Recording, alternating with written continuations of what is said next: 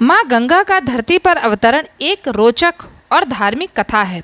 प्राचीन भारतीय पौराणिक कथाओं के अनुसार गंगा नदी का धरती पर अवतरण एक पवित्र और धार्मिक घटना मानी जाती है। गंगा के धरती पर आने की कहानी राजा भागीरथ से जुड़ी हुई है, जो एक सूर्यवंशी राजा थे और प्रभु श्री राम के पूर्वज भी कहलाते हैं। राजा सागर के 60,000 पुत्रों की कहानी के साथ माँ गंगा का अवतरण जुड़ा हुआ है। कहते हैं कि राजा सागर ने एक यज्ञ किया था और यज्ञ के अश्व को देवराज इंद्र ने चुरा लिया और कपिल मुनि के आश्रम में जाकर उसे चुपके से बांध दिया।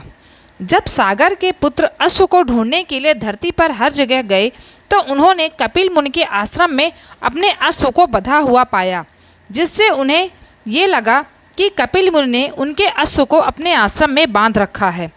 तो सागर के सभी पुत्र गुस्से में आकर मुनि का अपमान किया, जिससे कपिल मुनि की क्रोधाग्नि से सभी 60,000 पुत्र जलकर भस्म हो गए।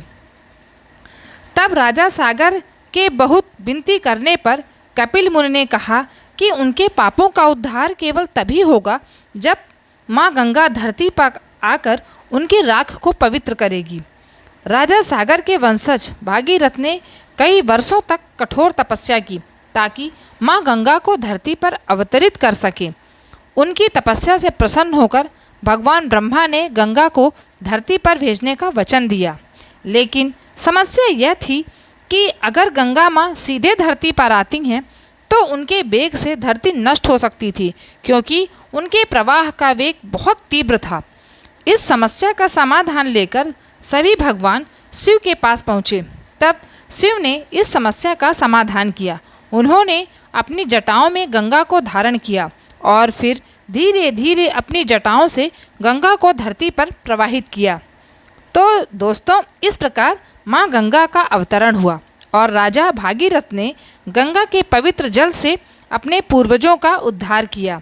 इस घटना को भारत में गंगा अवतरण भी कहा जाता है और गंगा को पवित्र और मोक्षदायिनी नदी माना जाता है। जब भी इंसान कुछ पाप या कुछ भी करता है या उससे कुछ गलतियां होती हैं तो वो अपने आप को माँ गंगा में डुबकी लगाकर पवित्र करता है। तो प्रेम से कहिए राधे राधे और हर हर गंगे।